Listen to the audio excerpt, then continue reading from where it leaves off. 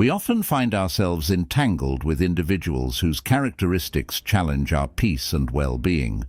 Among these, dealing with a narcissist can be particularly taxing.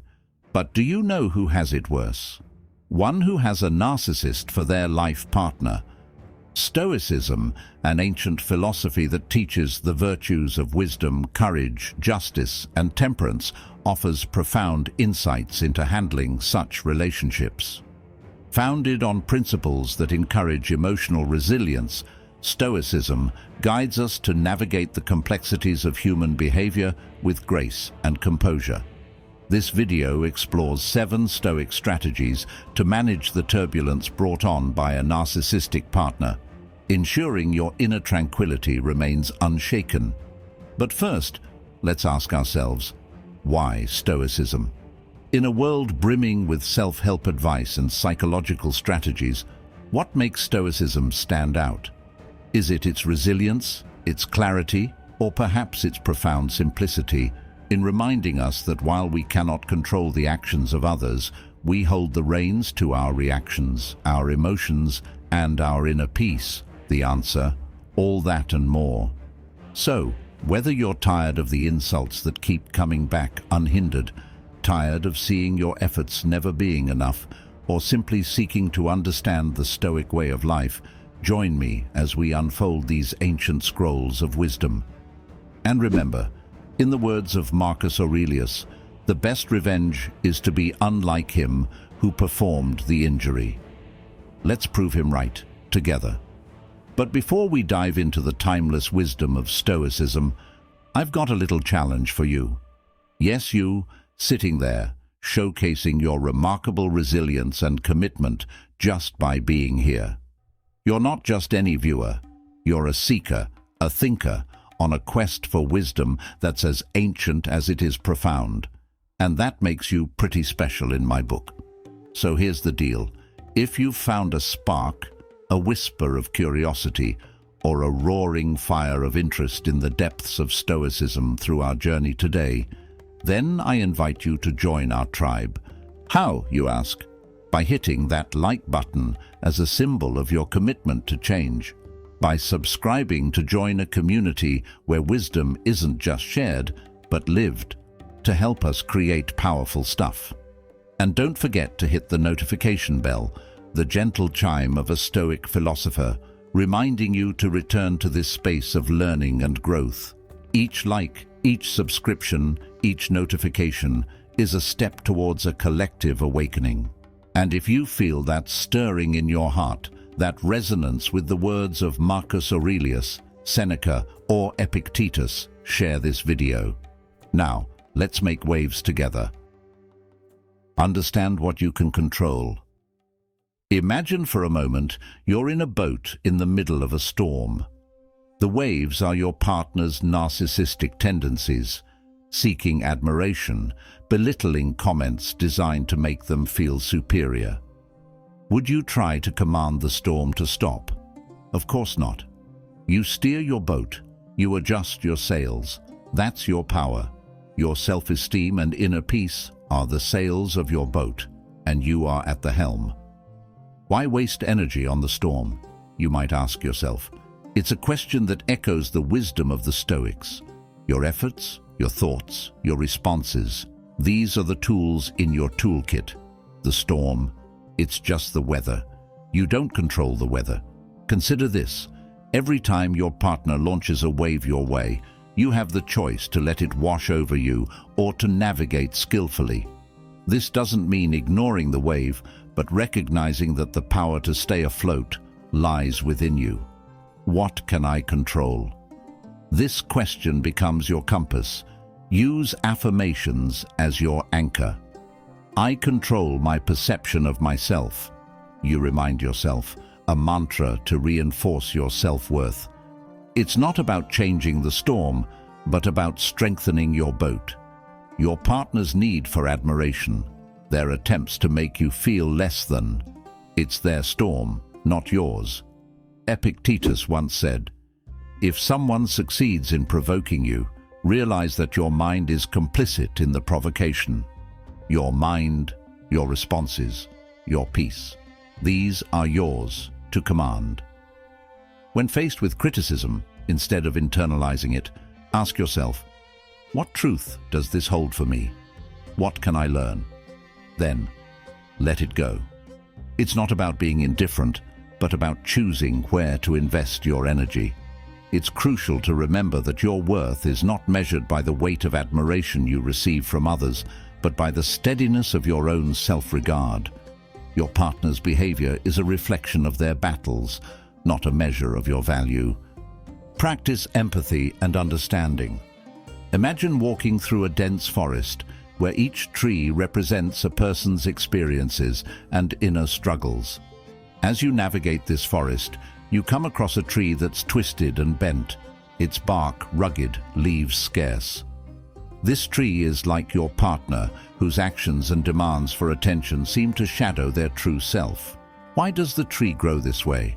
Why does your partner act the way they do? It's all about the soil, the roots, the unseen battles beneath the surface. The Stoic principle of practicing empathy and understanding is like learning to see the forest for the trees, recognizing that the external behavior of your partner stems from deep-seated insecurities and vulnerabilities. It's easy to get lost in the frustration of dealing with their constant demands or critical remarks. But what if you saw these actions not as attacks, but as cries for help? Why are they acting this way?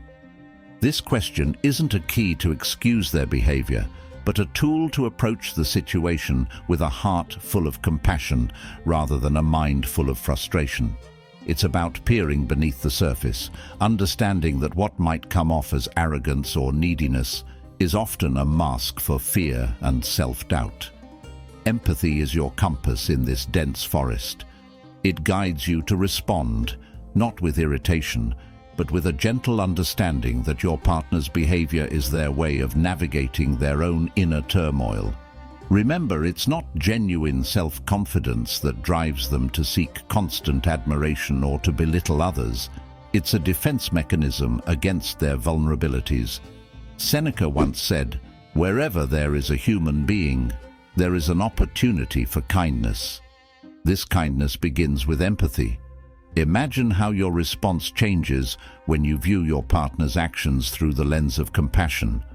Instead of meeting fire with fire, you offer water, a soothing presence that acknowledges their struggles without enabling their behavior. Empathy doesn't mean you accept harmful behavior. It means you understand the root of it. This understanding can be the foundation of constructive conversations that aim to heal rather than hurt.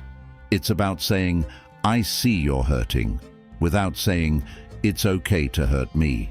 So next time your partner demands attention or acts out, take a moment to breathe.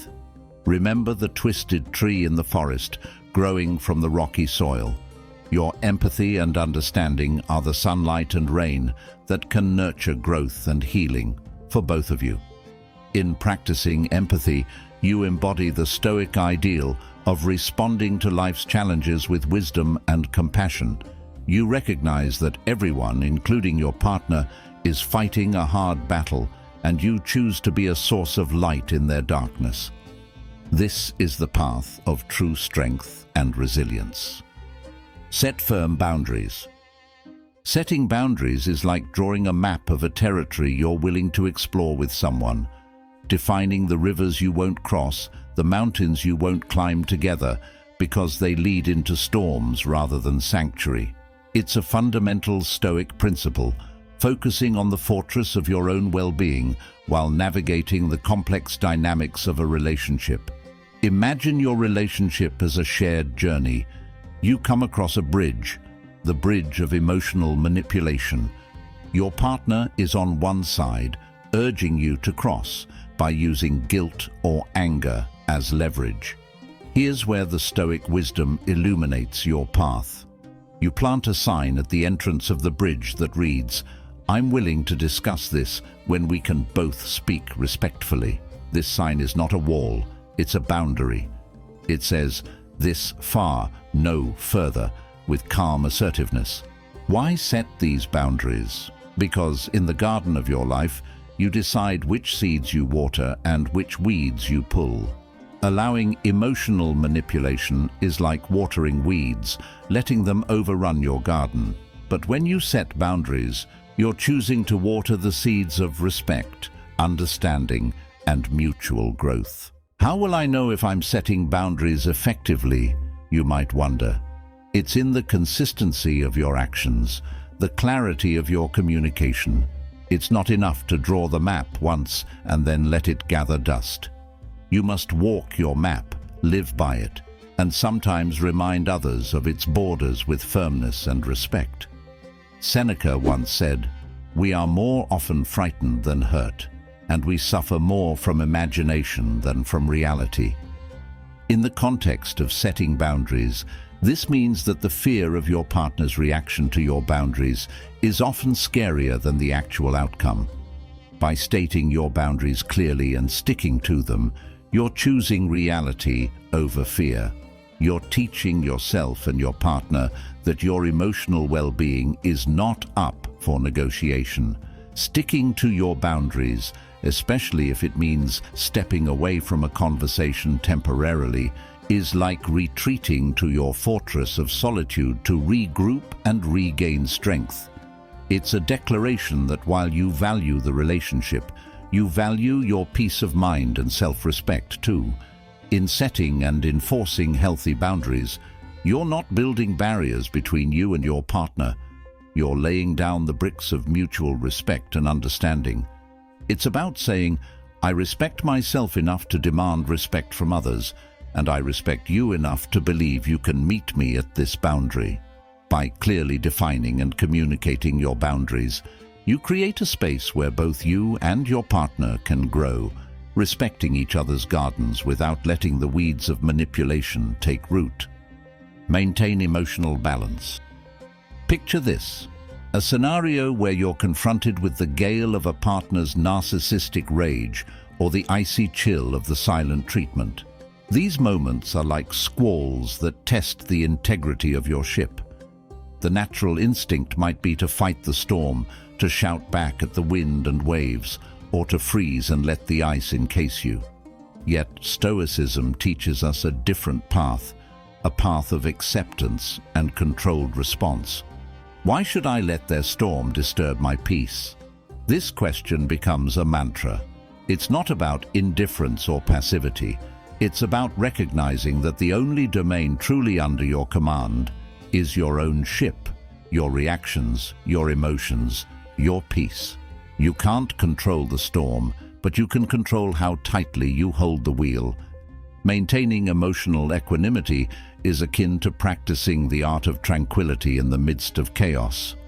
It's about reminding yourself, "I cannot control their emotions, but I can control my reaction." When faced with rage or silence, instead of escalating the situation, you choose to maintain your calm, like a lighthouse stands unwavering, offering light but not engaging with the storm. Marcus Aurelius, the philosopher-emperor, once said, "You have power over your mind, not outside events. Realize this, and you will find strength." This strength lies in your ability to observe the storm from the safety of your ship, acknowledging its fury but not letting it dictate your course. You choose not to escalate, not because you are weak, but because you understand the power of calm. In these moments, positive affirmations serve as the sails of your ship, catching the winds of your inner strength to propel you forward. I maintain my calm. I control my course. These affirmations are not just words, but pledges to yourself, commitments to uphold your dignity and peace amidst provocation. Maintaining emotional equanimity is not merely a Stoic principle. It's a life skill that enables you to navigate any relationship, especially those fraught with challenges. It's about understanding that while you can't calm the storm, you can calm yourself, turning your ship into a beacon of stability in the unpredictable seas of human emotion. By focusing on your response, accepting external events as they are, you embody the essence of Stoicism, transforming potential turmoil into a testament to your resilience and composure. Forgive them. Forgiving your partner for actions that stem from their narcissistic tendencies is not about declaring those actions as acceptable or diminishing their impact. Rather, it's about recognizing that clinging to anger and resentment is like holding onto a hot coal with the intent of throwing it at someone else. You are the one who gets burned. Why should I forgive, you might ask? It's a question that delves deep into the heart of Stoicism, seeking wisdom in releasing yourself from the chains of negative emotions. Forgiveness, in this light, is a gift you give yourself. It's a declaration of independence from the weight of bitterness, a step towards reclaiming your emotional equilibrium.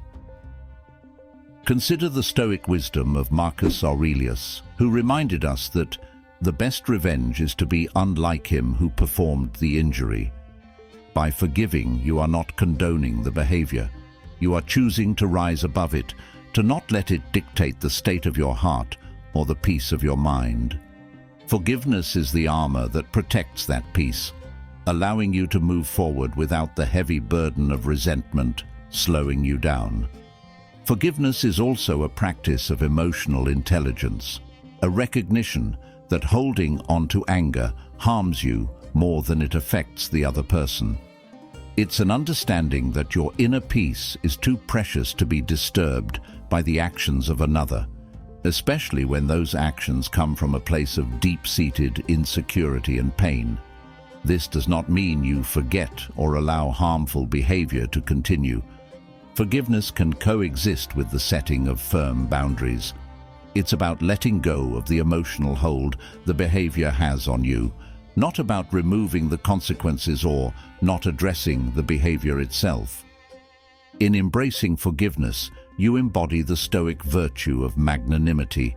You allow yourself to let go of grudges, to look upon the actions of others with a compassionate understanding that they, like you, are navigating the complex journey of human emotion and fallibility. So, when faced with the challenge of narcissistic behavior, choose forgiveness, not because the other person deserves it, but because you deserve peace. Lead by example. The Stoic virtues you cultivate are not selective displays, but a consistent pattern in the fabric of your life, visible to all who cross your path, including your partner. The demonstration of virtue is not a direct attempt to change another's deeply ingrained traits, such as narcissism, but rather a commitment to your own principles and personal growth. Why should I strive to be a model of integrity, you might ponder? In a world where actions often speak louder than words, your behavior becomes a silent teacher, a testament to the values you hold dear. It's a form of leadership that does not seek followers, but rather inspires others to light their own beacons of virtue. Consider the wisdom of Epictetus, who said, "Don't explain your philosophy, embody it." In relationships, especially those challenged by narcissistic behavior, embodying your philosophy means choosing the high road even when the path is steep. It means showing kindness even when met with indifference, fairness in the face of injustice, and self-control amidst provocation. This consistent display of virtue serves as a mirror to those around you, reflecting not what they lack, but what they can aspire to. It is a silent invitation to a higher standard of interaction, one that is rooted in respect, understanding, and self-discipline. While it may not transform your partner overnight, it solidifies your stance as someone who lives by the principles of Stoicism, unaffected by external turmoil. Leading by example is like planting seeds in a garden you may never see in full bloom. It's a testament to the belief that virtue is its own reward, and that the integrity of your actions will stand as a legacy of your commitment to Stoic principles. In every interaction, let your actions speak of the Stoic virtues you embrace. Seek external support. In the quest to live a Stoic life, one filled with virtue and resilience, We often find ourselves navigating the rugged terrain of our own limitations, like a wise captain who knows when the storm is too fierce for one ship to withstand alone. The Stoic principle of recognizing when to seek external support is a testament to the strength found in vulnerability. It's acknowledging that even the sturdiest vessel may need a convoy to navigate through particularly perilous waters. Why should I seek help, you may wonder? This is not an admission of defeat, but an acknowledgement of your humanity and the complex nature of relationships. Just as a ship might radio for assistance when facing a storm it cannot weather alone, seeking support from friends, family, or professionals is a strategic maneuver, ensuring the preservation of your vessel, your well-being. Consulting a therapist or counselor is akin to bringing an experienced navigator aboard, someone who can offer guidance, new strategies, and a fresh perspective on navigating the stormy seas. This external support does not undermine your capabilities, but rather enhances them, providing you with the tools and insights needed to maintain your course, or, if necessary, chart a new one. Marcus Aurelius once said, "Very little is needed to make a happy life. It is all within yourself, in your way of thinking." Seeking external support is a way of broadening your thinking, of opening your sails to the winds of outside perspective and expertise. It's a recognition that while the strength to endure comes from within, the wisdom to navigate life's challenges can be gathered from many sources. Seeking external support when necessary is not just a strategy for survival. It's a step towards thriving. It's an affirmation that you are committed to not just enduring life's storms, but navigating through them with grace, resilience, and the wisdom that comes from recognizing the value of community and professional guidance. So, if your relationship becomes emotionally draining or abusive, remember that reaching out for help is a mark of strength and foresight. As we come to the end, we must realize first that dealing with a narcissistic life partner is indeed very difficult. What's worse is that it can be excruciatingly painful too. And when the reserves of resilience start running low, you better find a friend who knows better. Stoicism is that friend. But let's take a moment to ask ourselves, what lies at the heart of these teachings? Is it not the profound understanding that our peace, our happiness, does not lie in the hands of another, no matter how turbulent their waters might be? Stoicism teaches us that true empowerment comes from within. It whispers to us that in the eye of the narcissistic storm, we can find an unwavering calm, a center grounded in self-respect, self-love, and the unshakable belief that we are the masters of our own ships. So, stay with Stoicism, stay strong.